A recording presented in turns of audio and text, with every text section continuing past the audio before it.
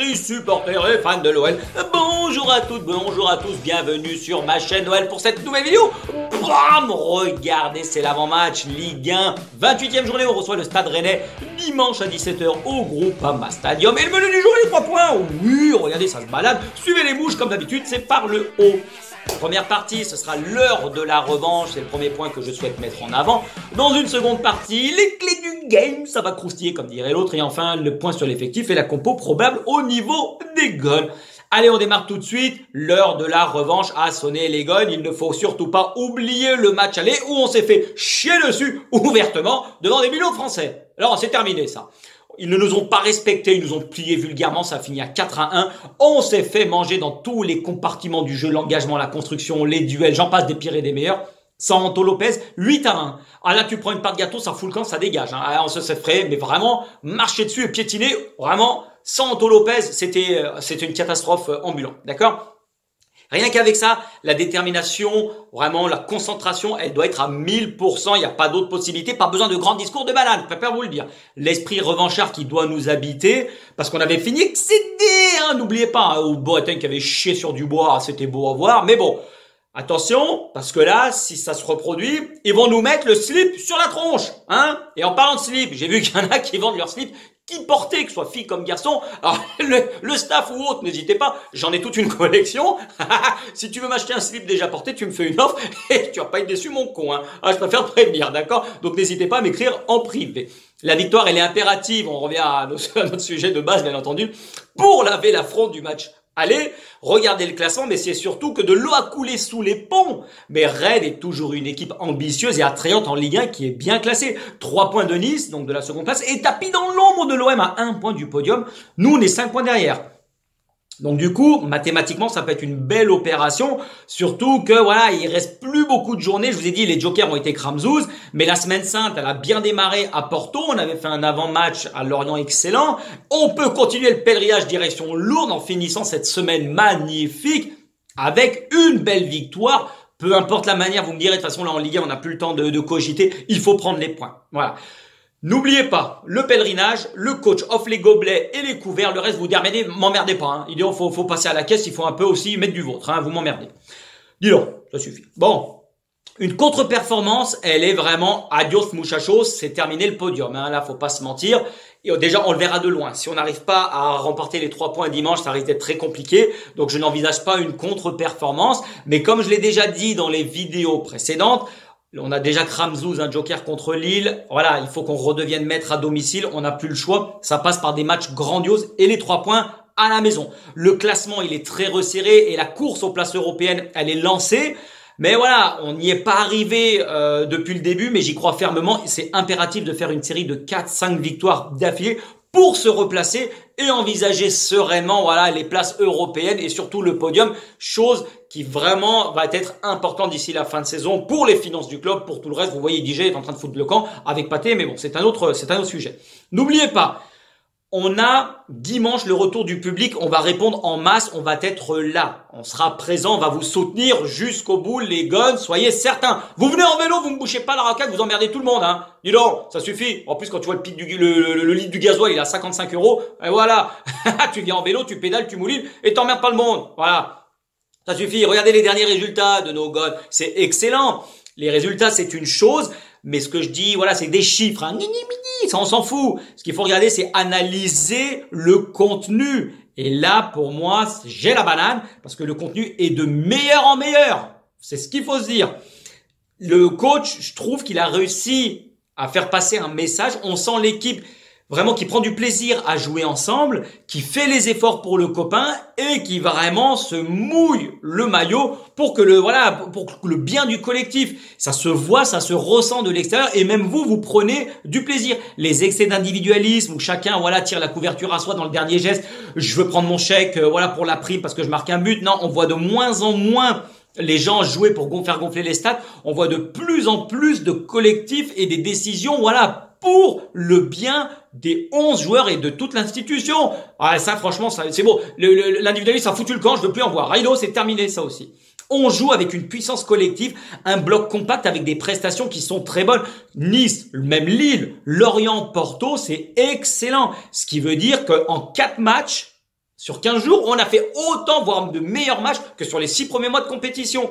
On marque un peu plus, mais surtout on encaisse moins. Il y a vraiment cette solidité défensive où il y a moins de boulevard, même si on concède des occasions, c'est normal. Mais Anto Lopez fait le taf derrière. Donc on sent une cohésion vraiment et un bonheur de jouer ensemble. La tactique en place, les consignes du coach sont maintenant claires, précises et appliquées par l'ensemble de l'équipe. Attention les gars, n'a pas se vautrer toutefois avec un excès de confiance, mais bien d'enchaîner les gros matchs avec la même intensité. On a toujours répondu présent à la Casbah, que ce soit PSG avec un bon match nul, Nice, Monaco, Lens, Marseille, Saint-Étienne, Strasbourg, on a super bien joué, on a gagné. Et il y a eu le vol face à Lille. Turpin, si tu me regardes, elle est pour toi celle-ci. Tu vas prendre une salade de phalange, tu vas comprendre. Mais sinon, dans l'ensemble, on maîtrise les débats à domicile. Et maintenant, on voit qu'on commence à gagner à l'extérieur. Donc c'est pas mal. Le point important, c'est que les latéraux ont changé de la donne. Je le répétais depuis un moment. C'est la clé du foot moderne. Et sans un apport et un danger de tes latéraux et de leur part, c'est merguez. Ah ouais, bam, c'est pas possible. Donc du coup, maintenant, il y a vraiment, je trouve, une autre façon de jouer où les latéraux participent de plus en plus, que ce soit Palmito et Dubois, même si Dubois est un peu moins, voilà, Léonidas est moins décisif. Mais depuis plusieurs matchs, ils sont à l'origine de buts, que ce soit à Lorient avec la passe D de Palmito. Dubois, il aurait pu faire un 100 minutes nulle part sans qu'il se, voilà, c'était magnifique le centre. Toko avec Dembouz, ils se sont gênés. Et Palmito, c'est lui qui lance Toko dans la profondeur. Donc là, vraiment, je trouve qu'il y a une autre philosophie qui est en train de se mettre en place et c'est toute l'équipe qui tire vers l'avant. Bravo messieurs, continuez ainsi. J'ai entièrement confiance, je fais que de le répéter, de vous soutenir. Il y aura des jours meilleurs. Fallait écouter le coach, je l'ai dit depuis le début. C'est pas maintenant qu'il faut venir être youpi, cocorico et encourager l'OL. C'est quand ça allait mal. Et c'est là où le coach, merci à toi, c'est moi en personne, où j'ai fait vraiment le taf pour vous, voilà, pour rester concentré et vous transmettre vraiment l'importance de rester soudés. Il faut enfoncer le clou parce qu'il y a le match retour à Porto la semaine prochaine, mais je suis capable, je suis sûr que vous allez le faire. Faites-nous rêver les gars. Merde, ça suffit, dis donc. Allez, on passe à la deuxième partie. On va jouer une équipe qui cartonne en Ligue 1. 5 victoires sur les 6 derniers matchs et une défaite qui était imméritée à Paris. Ça marque des filoches. Regardez les derniers résultats en parallèle. Il y a de la gadoche à ce que tu veux. 2-0 Brest, 4-1-3, 4-2 à Montpellier, enfin c'était à Montpellier et 2-0 Angers. Ils marquent beaucoup de buts, ils en encaissent. Mais par contre, c'est régalade. C'est total régal avec le Stade Rennais. En Coupe Banania, là, jeudi soir, il y a une petite sortie de piste. Écroulement à Leicester, 1-0 jusqu'à la dernière minute. Et ils ont encaissé un deuxième but dans les arrêts de jeu. Mais parce que voilà, les roast beef, c'est costaud quand même dans leur championnat. Mais c'est une équipe, voilà. Il n'y a pas besoin de concéder beaucoup d'occasions. Ils ont des joueurs talentueux, des joueurs très techniques. Ça manque un peu d'expérience sur le match d'hier. C'est pour ça qu'ils ont pris un deuxième but. Mais à ce niveau-là, tu peux pas te permettre de commettre ces erreurs, mais pas sûr qu'en championnat, voilà, ils commettent les mêmes. C'est pour ça que ça sera un autre match, une autre physionomie. Et le Pep, il a dit, hein. Ah, il a été pas content. Il a fait chier les dents aux joueurs. Il a rayé le cardage. Ça a mouché rouge dans le vestiaire. Regardez, transition toute trouvée. Oh, il est bon. Quel présentateur, ce coach. La tactique de Rennes. Voilà. Est-ce qu'il va vouloir à nouveau nous rouler dessus à la maison et nous chier sur la gueule comme il l'avait fait au match? Allez, la transition est toute trouvée. C'est du 4-4 de classique, Rennes, exactement comme la tactique que Porto avait joué contre nous. Donc espérons que cela nous réussisse, sachant que eux aussi, Rennes comme Porto, ont joué un jour après nous. Donc il y aura un jour en moins de récup, parce que ça va jouer, on verra. Rennes récupère Lovo Madjer, enfin on va l'appeler Madjer, je sais pas comment ça se dit, qui était blessé aux ischios, mais là il revient tranquillement, il va compléter l'effectif qui est quasiment au complet. Mais Rennes, voilà, il n'y aura pas de surprise au niveau du 11 des départs. C'est une équipe physique qui met beaucoup d'impact. Le pressing, il est haut de façon à étouffer l'adversaire, de pas laisser les jouer sans aucune opportunité d'installer un rythme et un style de jeu. Donc il faudra faire attention, ça va être un match vraiment important. Mais bon, il n'y a pas de raison de notre côté vu comment ça se goupille de notre côté depuis un bon moment. À l'aller, je l'avais dit, attention, coup de pied arrêté, premier but, qu'est-ce qui se passe? Coup de pied arrêté, corner et but. Fallait écouter le coach, merde. Bon, merdez, hein, ça suffit, dis donc, merde.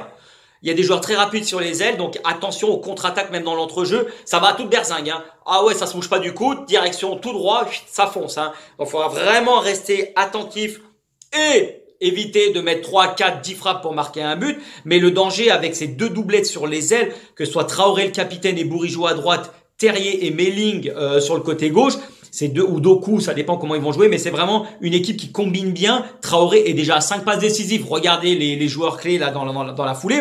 Mais c'est vrai que ça combine, ça joue, le danger vient de partout. Tout le monde est capable de marquer des buts dans cette équipe. Donc les joueurs à savater, c'est simple, c'est Terrier et Laborde. C'est les meilleurs buteurs et les hommes en forme. Regardez, surtout Laborde qui lui constitue un principal danger. mais il est constant ce danger et qui peut venir voilà toute l'équipe. Il y en a pas un sur qui tu te reposes parce que Rennes c'est vraiment un collectif au-delà des individualités avec les joueurs clés, mais voilà.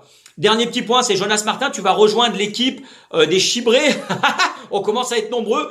Là, 6 cartons jaunes, toi aussi à un moment tu pètes des piles, t'as pas la lumière à tous les étages, donc tu vas rejoindre l'équipe, d'accord, et puis on partira voir un psy tous ensemble parce qu'il y a du boulot pour certains, d'accord. Allez, la dernière partie de l'autre côté, qu'est-ce qui se passe? Il n'y a pas de casse ou de bobo, notre effectif est au complet, hormis Chiclès et Diomandé, fin de saison comme d'habitude. L'équipe, elle tourne très bien depuis un moment, donc il faut maintenir cette constance sur la durée. Il n'y aura pas de changement au niveau de l'effectif, je pense. Le match est trop important. Il y aura le match retour face à Porto et puis après il y aura Reims. Donc là peut-être l'occasion de tourner, de reposer certains.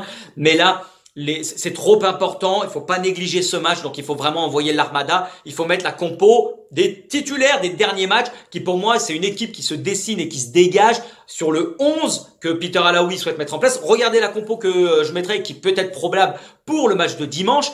Voilà, pour moi, la Guèze, il sera derrière parce qu'il est assez intéressant dans ses relances, dans le sens du placement et de l'anticipation. Dans le jeu long également, vraiment, il a une bonne lecture à la fois. Alors, plutôt sur les longs ballons parce que dans notre dos, il peut à des moments manquer de concentration, mais ça va venir parce que je trouve intéressant. Lukeba classique. Dans les couloirs, on va garder Léonidas à droite, Palmito, voilà, à gauche, ça c'est certain. Le double pivot Cacré, prolongez-le ce gone. Regardez, hein, ils sont en négociation, mais il faut qu'on le garde. C'est une pièce maîtresse, c'est impératif. Avec Tanguy au milieu de terrain, le double pivot, c'est monstrueux. Il faut les garder les deux, c'est impératif. La ligne offensive identique, donc on aura Fèvre, Paqueto et Magic Toko et on aura Dembouz en pointe, ça c'est normal. Il va falloir charbonner, surtout au niveau des ailes. Faudra que surtout, petit message à Fèvre et à Magic Toko. Faites les efforts jusqu'au bout, replacez-vous, allez aider votre copain derrière, parce que contre Porto, à des moments, vous ne l'avez pas fait, vous avez tardé à vous replacer ou à aller gêner, la relance courte avec le latéral qui était de votre côté. Donc, ça a tendance à nous déséquilibrer, à avoir un temps de retard. Non, vous faites le petit pas tout de suite pour aller gêner le porteur du ballon et éviter que la relance se mette en place, surtout que Rennes, quand il relance, il passe beaucoup par les doublettes du côté. Donc, il faudra vraiment jouer coton et jouer fils, hein. Je vous surveille. Attention, je ne laisserai pas passer, je préfère vous dire, hein. En face, il y aura du répondant. Donc, Souki les Artimus et il faut y aller, faut bombarder. D'accord? Et n'attendez pas, comme je vous ai dit, voilà, d'avoir 75 occasions pour mettre un but, une frappe, un but, rideau, 1-0. Ça suffira. On prend les 3 points, basta. C'est tout les gars pour aujourd'hui, pour cet avant-match. Passez justement un bon match, une belle journée, il y a du vent, faites attention aux cagoules des gosses, hein, ça peut s'envoler. Habillez-vous bien, l'Olympique Lyonnais est et restera une formidable raison d'être heureux. On se retrouve pour le débrief lundi. Allez, belle journée les gars, tchuss!